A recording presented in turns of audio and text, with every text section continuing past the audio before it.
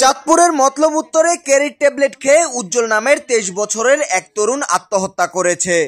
সোমবার বিকেলে ময়না তদন্ত শেষে ওই তরুণের লাশ বাড়িতে এনে দাফন সম্পন্ন করা হয়। নিহত উজ্জ্বল সেঙ্গারচর পৌরসভার বালুরচর গ্রামের ফরাজি বাড়ির মৃত বেলায়েত হোসেন ও জ্যোৎস্না বেগম দম্পতির একমাত্র ছেলে। সে গাড়ি চালকের কাজ করত। জানা যায় উজ্জ্বল বালুরচরে তার নানার বাড়িতে বসবাস করত। দীর্ঘদিন যাবৎ আর্থিক ও পারিবারিকভাবে চরম ঋণ আর হতাশায় জর্জরিত ছিল সে।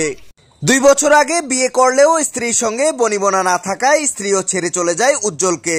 অন্যদিকে কিস্তি আর ঋণের চাপে চাঁদপুর শহরে কাজ করে জীবিকা নির্বাহ করত উজ্জ্বলের মা। তাই বাড়িতে একা হয়ে পড়েছিল উজ্জ্বল। রোববার স্ত্রীর সঙ্গে কথা কাটাকাটির জেরে ক্যারির ট্যাবলেট খেয়ে আত্মহত্যা করে সে।